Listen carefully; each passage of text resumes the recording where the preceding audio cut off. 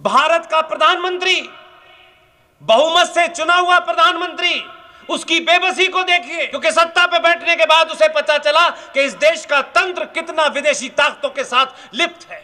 सत्ता बदली है, अभी व्यवस्था नहीं बदली। व्यवस्था के तार बड़े गहरे हैं। और यह बात आपको इसलिए समझाना चाहता हूं कि हम समझते हैं कि देश का सबसे ताकतवर आदमी प्रधानमंत्री होता है। प्रधानमंत्री के पीछे कितने करोड़ लोग हैं, वही ताकत होती है। आप अपना काम करके चले जाइए। आपने अगर ईमानदारी से करा है तो आज मेजर जनरल जी.डी. बख्शी की जेर क़यादत में, उनके नेतृत्व में एक मुहिम चली।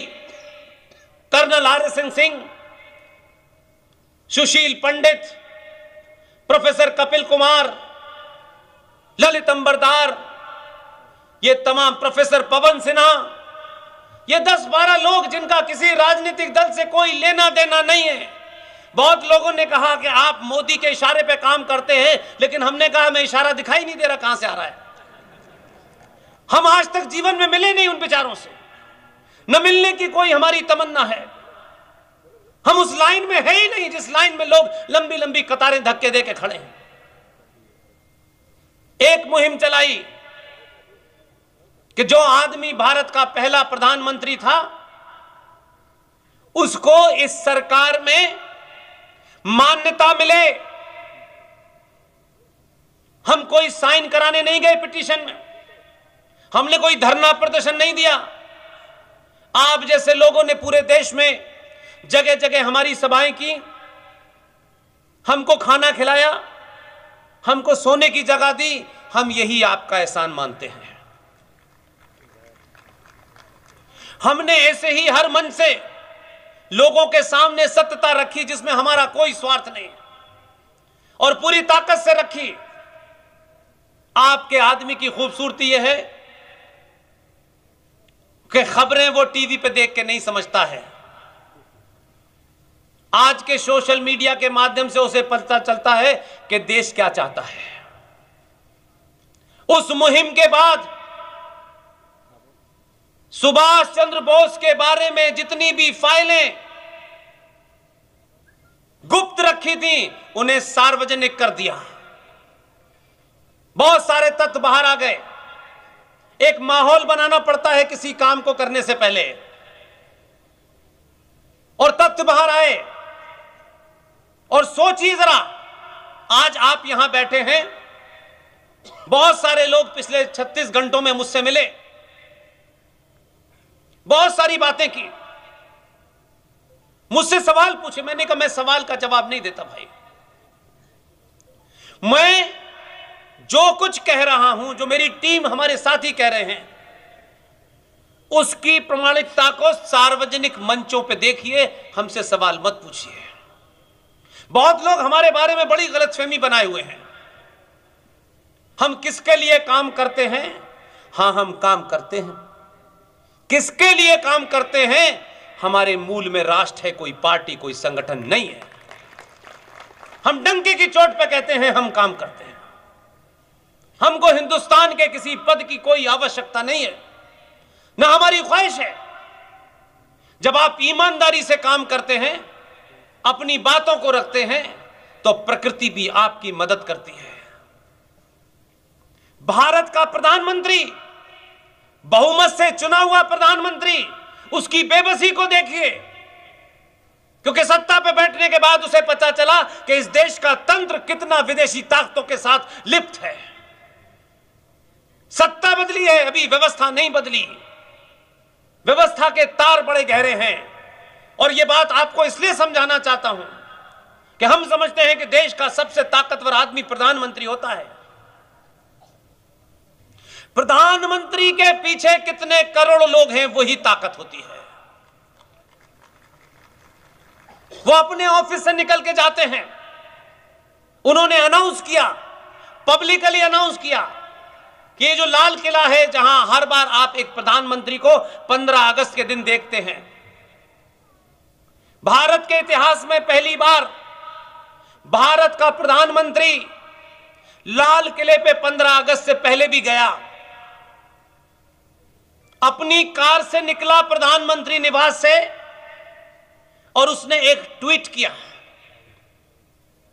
और ट्वीट क्या किया उसने कहा कि मैं 21 अक्टूबर को लाल किले पर सुभाष चंद्र बोस की जो तमन्ना थी, जो ख्वाहिश थी, जो उनकी चाहत थी कि लाल किले पे झंडा फहरे, और 21 अक्टूबर 1943 को उस संयुक्त भारत में आजादी की पहली घोषणा करने वाले सुभाष चंद्र की उस डेट को 21 अक्टूबर को प्रधानमंत्री अपने कार्यालय से निकल करके जब कार में बैठता है, एक ट्वीट करता है। वो ट्वीट आप लोग ढूंढ सकते हैं, कोई मिटाया नहीं गया। एक लाइन से पता चल सकता है कि भारत की व्यवस्था में, इस देश में करोड़ों गद्दार व्यवस्था में बैठे हुए लोग कितने खतरनाक हो सकते हैं।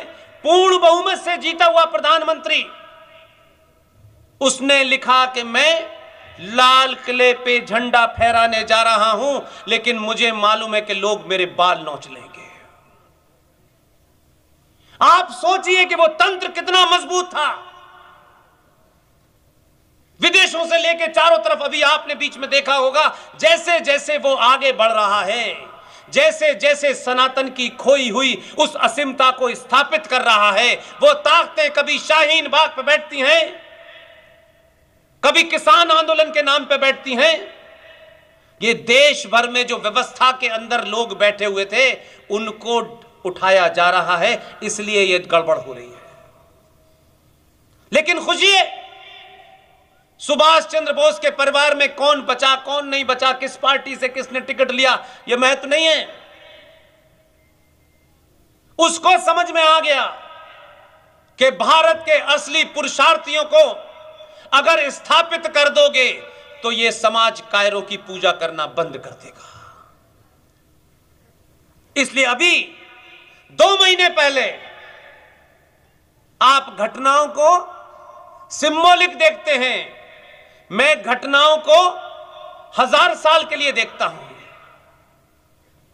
ये जो इंडिया गेट है, आप किसी घटनाओं में नफा नुकसान देते हैं, क्योंकि हमको यह बता दिया गया है कि हमारी सारी समस्या पेट्रोल की कीमत है,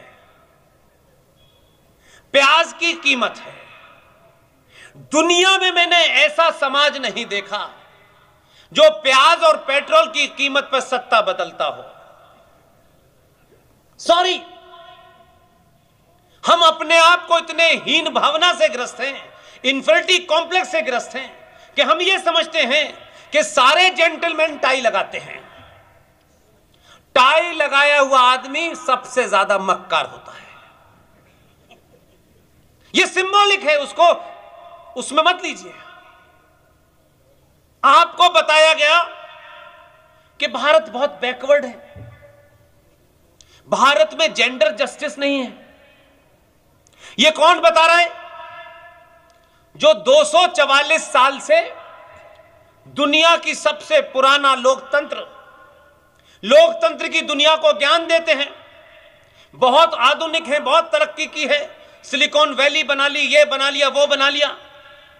हमारे बड़े भाई आपके बीच में यहां आए हुए हैं अहमदाबाद से, अरुण पटेल जी अमेरिका में रहते हैं, आपके अहमदाबाद के हैं, लेकिन जब तक ये अहमदाबाद का पानी न पी लें इन्हें मजा नहीं आता अमेरिका में, बीच बीच में आ जाते हैं।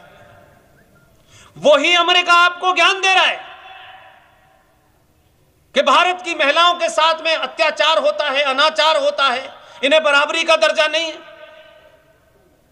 244 साल में उस अमेरिका ने जो महिलाओं की बराबरी की बात कर रहा है, एक बार भी हिम्मत नहीं हुई कि राष्ट्रपति किसी महिला को बना पाता।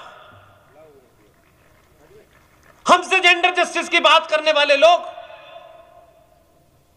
इतनी लंबी हम कालखंड में गुलाम रहने के बाद भी हमारे देश में एक महिला ने 16 साल तक प्रधानमंत्री का पद संभाला।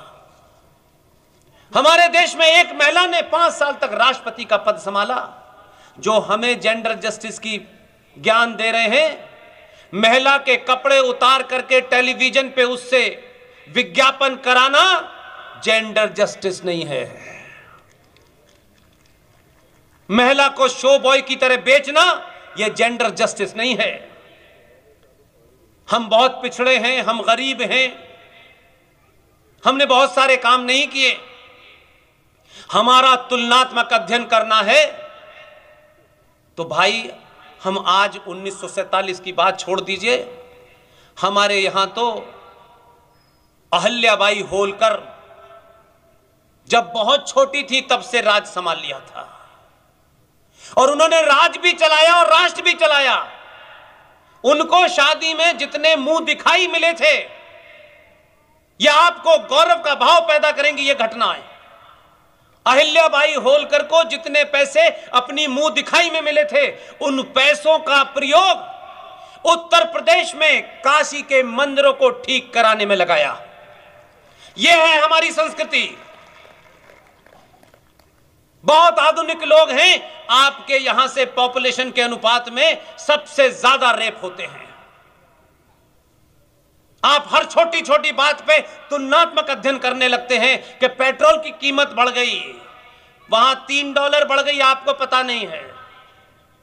यहां इसलिए बढ़ गई कि यहां 80 करोड़ लोगों को कोविड में फ्री खाना भी खिलाना है। ये नहीं देखना चाहते आप। यहां कुछ लोगों को फ्री बिजली भी चाहिए।